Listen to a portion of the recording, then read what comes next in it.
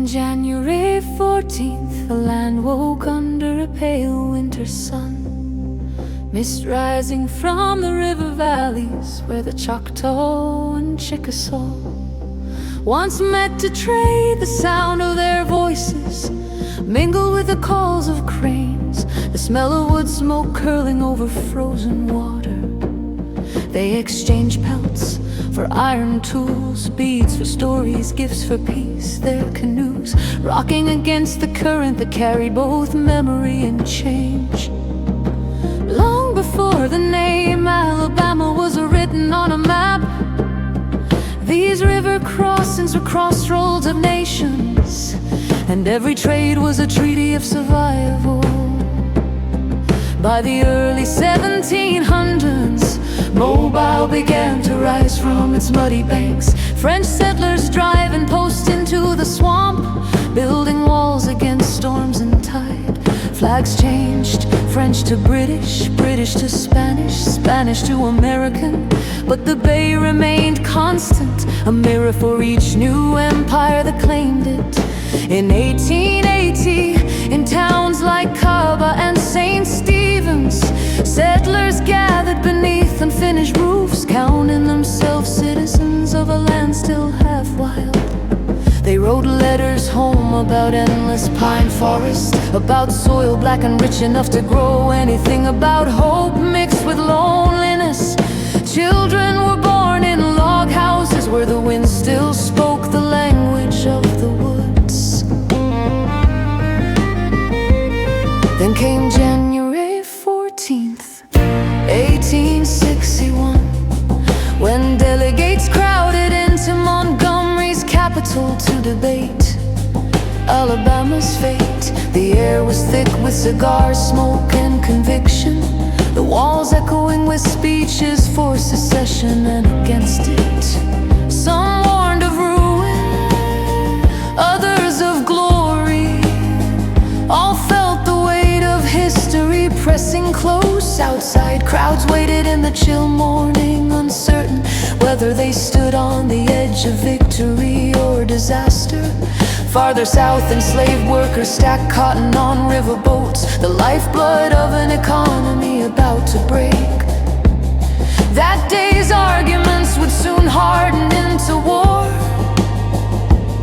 and the red earth would drink what the orators could not imagine. Decades later, in 1926, a different kind of road began. The Alabama Highway Commission laid out new paths of asphalt and gravel, linking Birmingham, Montgomery, and Mobile. Old wagon trails became ribbons of progress, carrying cars and dreams across the same ridges where mules once strained. Filling stations replaced blacksmith shops, and the hum of engines became the new heartbeat of the state. Along the highways rose diners, motels, and towns whose lights promised something better just ahead. By January 14th, 1963, those same roads carried movement of another kind. In Birmingham, ministers and students gathered in church basements, planning spring marches that would soon shake the conscience of the nation. Songs of courage rose beneath stained glass windows, voices steady, knowing what awaited them, but walking forward anyway. Police dogs and fire hoses would try to silence that music, but it carried on through jails, through pulpits, through time itself. And in 2009, Alabama turned its eyes upward again. Airbus engineers worked along Mobile's coast, while NASA scientists in Huntsville studied the heavens, sea met sky in a partnership that joined centuries of invention. One born from sails and shipyards, the other from rockets and circuitry. Between them stretched the story of Alabama's endurance.